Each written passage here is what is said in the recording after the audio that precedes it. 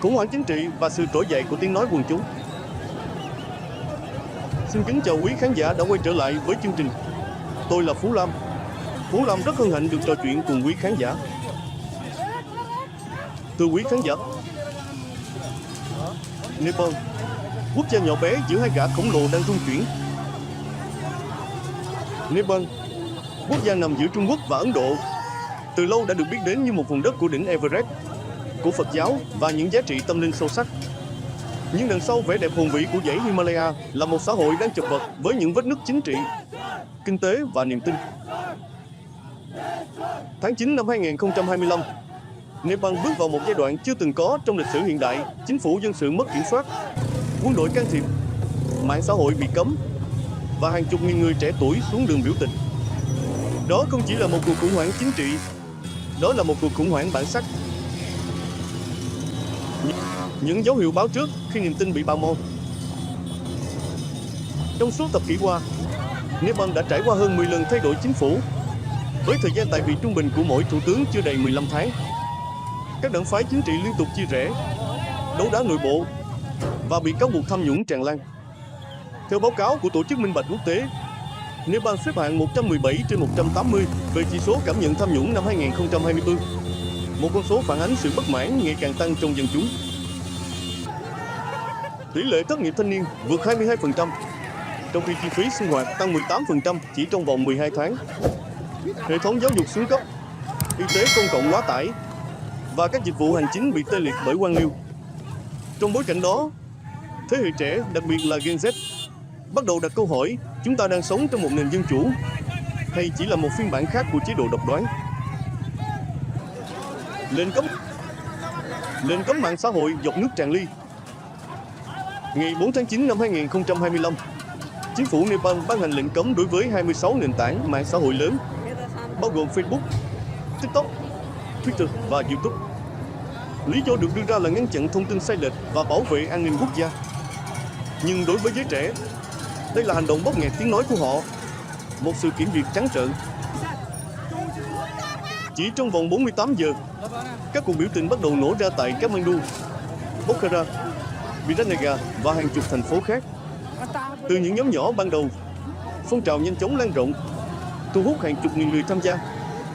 Biểu ngữ, khẩu hiệu và cả những bài phát biểu đầy cảm xúc xuất hiện khắp nơi như một làn sóng thức tỉnh dân tộc. Abhisarot, tiếng nói từ học đường làm rung chuyển xã hội.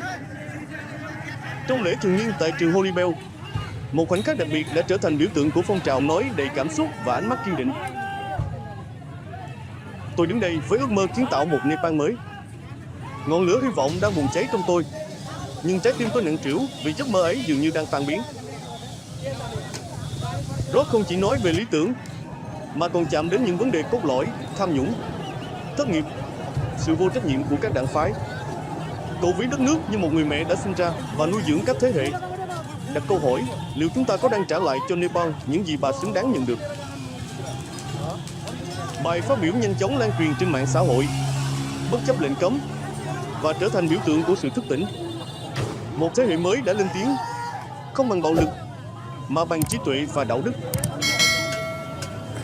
Quân đội vào cuộc, người giữ cân bằng hay thế lực mới. Ngày 10 tháng 9, quân đội Nepal giành quyền kiểm soát thủ đô Kathmandu. Các tuyến đường trọng yếu được tuần tra nghiêm ngặt.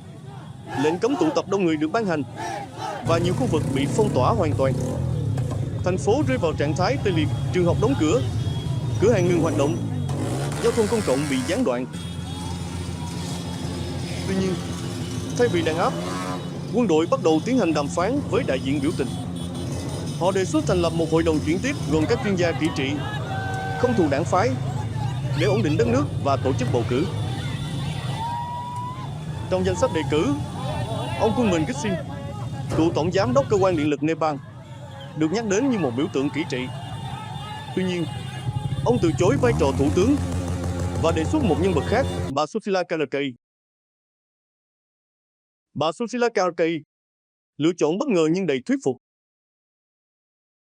Bà Sushila Karkare, 73 tuổi, là cựu chánh án tòa án Nepal, nổi tiếng với lập trường chống tham nhũng và sự liêm chính trong ngành tư pháp. Bà từng xử lý hàng loạt vụ án lớn, bảo vệ quyền công dân và chống lại áp lực chính trị từ các đảng phái. Dù đã nghỉ hưu, bà vẫn được xem là người mẹ chính trị của Nepal, một nhân vật trung lập, có uy tín và kinh nghiệm. Sau nhiều vòng đàm phán, bà được đồng thuận chọn làm thủ tướng lâm thời, với nhiệm vụ dẫn dắt đất nước vượt qua khủng hoảng. Lễ tuyên thệ diễn ra lúc 21 giờ 15 phút ngày 12 tháng 9, trong không khí căng thẳng nhưng đầy hy vọng. Bà trở thành nữ thủ tướng đầu tiên trong lịch sử Nepal, một dấu mốc không chỉ về giới tính, mà về đạo đức lãnh đạo. Phần 2 Sushila Karakai, từ biểu tượng tư pháp đến nữ thủ tướng đầu tiên. Một nhân vật không thuộc về chính trường, nhưng lại được chính trường gọi tên. Trong những ngày hỗn loạn đầu tháng 9 năm 2025, khi Nepal chìm trong biểu tình, đàm phán và khủng hoảng niềm tin, một cái tên bất ngờ xuất hiện trên bàn nghị sự, Sushila Karakai. Không phải một chính trị gia đương nhiệm, không phải một lãnh đạo đảng phái, mà là một cựu chánh án tòa án tối cao, người từng được ca ngợi là lương tri pháp lý của Nepal. Bà sinh năm 1952 tại Biratnagar, miền đông Nepal, trong một gia đình trung lưu có truyền thống giáo dục. Sau khi tốt nghiệp ngành luật tại Đại học Tribhuvan, bà theo đuổi sự nghiệp tư pháp trong hơn 40 năm, từng giữ nhiều chức vụ quan trọng trước khi trở thành nữ chánh án đầu tiên của Nepal vào năm 2016. Trong nhiệm kỳ của mình, bà nổi tiếng với các phán quyết chống tham nhũng, bảo vệ quyền công dân và chống lại các can thiệp chính trị vào hệ thống tư pháp. Bà từng tuyên bố luật pháp không phục vụ quyền lực, mà phục vụ công lý. Câu nói ấy đã trở thành kim chỉ nam cho nhiều thế hệ luật sư trẻ tại Nepal. Vì sao bà Karakai được chọn? Khi quân đội Nepal bắt đầu đàm phán với các nhóm biểu tình để thành lập chính phủ chuyển tiếp, yêu cầu đặt ra là rõ ràng, người lãnh đạo mới phải có uy tín, không thuộc đảng phái, có kinh nghiệm quản lý và được lòng dân. Trong danh sách đề cử ban đầu, ông Kulman Giffin, kỹ sư điện nổi tiếng, được nhắc đến như một ứng viên sáng giá. Tuy nhiên, ông từ chối vai trò thủ tướng, viện dẫn lý do chuyên môn và đề xuất bà Karakai như một lựa chọn phù hợp hơn. Sự đồng thuận nhanh chóng hình thành.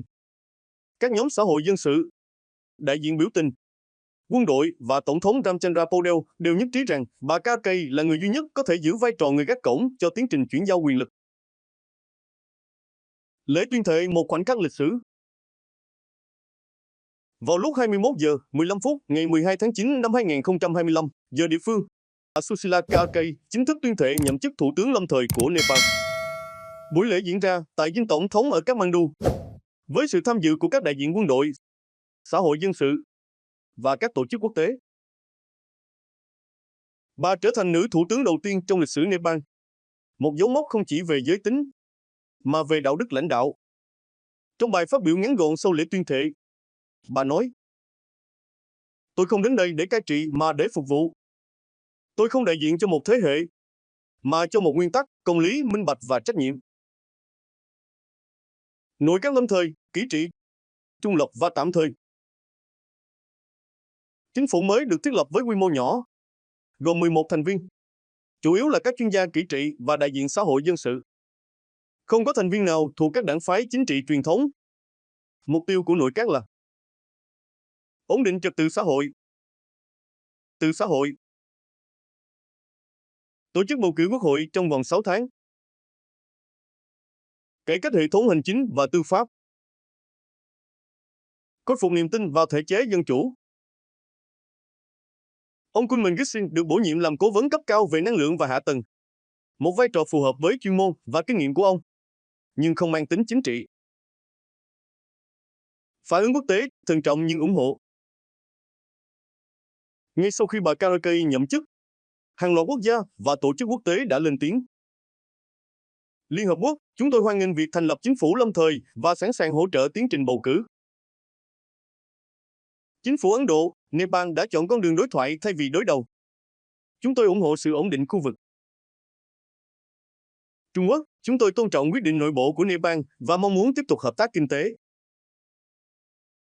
Liên minh châu Âu, chính phủ mới chỉ. Hoa Kỳ, việc bổ nhiệm bà Karakai là một bước tiến đáng khích lệ. Chúng tôi sẽ theo dõi sát tiến trình cải cách. Phần 3. chính phủ lâm thời và những thách thức phía trước. Nepal viết lại định nghĩa về lãnh đạo. Một khởi đầu mới nhưng không dễ dàng. Ngày 12 tháng 9 năm 2025, khi bà Sushila Karkay tuyên thệ nhậm chức thủ tướng lâm thời, Nepal bước vào một chương mới trong lịch sử chính trị của mình. Không còn là những cuộc tranh giành quyền lực giữa các đảng phái, không còn là những lời hứa suông từ các chính trị gia chuyên nghiệp, mà là một chính phủ được hình thành từ sự đồng thuận hiếm hoi giữa quân đội, xã hội dân sự và tiếng nói của người dân. Tuy nhiên, khởi đầu ấy không mang theo sự yên bình. Chính phủ lâm thời của bà Karkay đang đối mặt với một loạt thách thức mang tính hệ thống, đòi hỏi sự tỉnh táo, quyết đoán và lòng kiên nhẫn. Kinh tế suy thoái, xã hội rạn nứt. Nepal hiện đang trải qua một cuộc suy thoái kinh tế nghiêm trọng. Tăng trưởng GDP quý gần nhất chỉ đạt 1,9%, mức thấp nhất kể từ năm 2010. Lạm phát tăng lên 11,2%, trong khi tỷ lệ thất nghiệp thanh niên vượt ngưỡng 22%.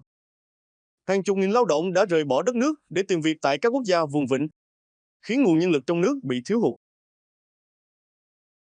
Hệ thống hành chính thì rệu rã, với hàng loạt cơ quan công quyền bị tê liệt do đình công, thiếu ngân sách và mất niềm tin.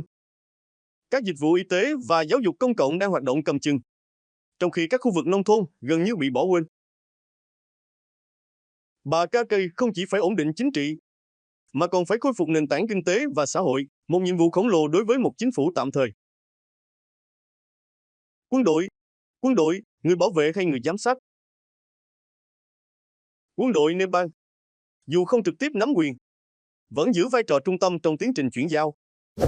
Họ kiểm soát an ninh, giám sát các hoạt động biểu tình và tham gia vào việc lựa chọn nhân sự nội các. Mối quan hệ giữa chính phủ lâm thời và quân đội được mô tả là hợp tác chiến lược, nhưng cũng tiềm ẩn nguy cơ mất cân bằng quyền lực. Nếu chính phủ không thể tổ chức bầu cử đúng hạn hoặc không đạt được sự ổn định cần thiết, quân đội có thể gia tăng ảnh hưởng. Một kịch bản mà nhiều người dân lo ngại. Bầu cử sắp tới hy vọng hay thử thách? Theo kế hoạch, chính phủ lâm thời sẽ tổ chức tổng tuyển cử vào tháng 3 năm 2026. Đây sẽ là cuộc bầu cử đầu tiên không do các đảng phái truyền thống kiểm soát, mà được giám sát bởi một hội đồng độc lập gồm các chuyên gia pháp lý, đại diện xã hội dân sự và quan sát viên quốc tế. Tuy nhiên, quá trình chuẩn bị hệ thống đăng ký cử tri chưa được cập nhật. Các khu vực nông thôn thiếu hạ tầng bầu cử. Nhiều đảng phái truyền thống phản đối mô hình kỹ trị. Nguy cơ bạo lực từ các nhóm cực đoan. Bà Karkay đã tuyên bố, chúng tôi sẽ không tổ chức một cuộc bầu cử hoàn hảo, nhưng sẽ tổ chức một cuộc bầu cử trung thực. Tâm lý xã hội, từ hoài nghi đến hy vọng. Sau nhiều năm sống trong bất ổn, người dân Nepal đang dần chuyển từ tâm lý hoài nghi sang hy vọng. Theo khảo sát của Viện Nghiên cứu Xã hội Nepal, 61% người dân tin rằng chính phủ lâm thời sẽ mang lại thay đổi tích cực, trong khi 73% ủng hộ việc bà Karkay tiếp tục giữ vai trò lãnh đạo nếu được bầu chọn. Đáng chú ý, thế hệ trẻ, từng là lực lượng biểu tình chủ chốt, đang tham gia vào các hoạt động xây dựng cộng đồng, giám sát chính sách và thậm chí ứng cử vào các vị trí địa phương. Một thế hệ lãnh đạo mới đang hình thành, không dựa vào lý lịch chính trị, mà dựa vào năng lực và đạo đức. Kịch bản tương lai Nepal sẽ đi về đâu? Các nhà phân tích chính trị đưa ra 3 kịch bản chính cho tương lai Nepal. Kịch bản số 1, bầu cử thành công. Bà Karkay tiếp tục lãnh đạo. Chính phủ kỹ trị chuyển thành chính phủ dân cử, cao 60 đến 70%. Kịch bản số 2, bầu cử thất bại, quân đội can thiệp. Chính phủ lâm thời bị thay thế bằng hội đồng quân sự, trung bình 30 đến 40%. Kịch bản số 3, đảng phái truyền thống trở lại. Các đảng cũ giành lại quyền lực thông qua liên minh, thấp 10 đến 20%. Dù kịch bản nào xảy ra, điều chắc chắn là Nepal đã bước vào một giai đoạn tái định hình chính trị, nơi người dân, đặc biệt là giới trẻ, không còn là khán giả, mà là người kiến tạo. Hồi kết hay là khởi đầu? Bà Sushila Karkay không phải là một nhà cách mạng, nhưng bà đã trở thành biểu tượng của một cuộc cách mạng đạo đức. Chính phủ của bà không hứa hẹn những điều lớn lao, nhưng đang thực hiện những điều căn bản, minh bạch, trách nhiệm và đối thoại. Nepal không chỉ đang viết lại hiến pháp, mà đang viết lại định nghĩa về lãnh đạo.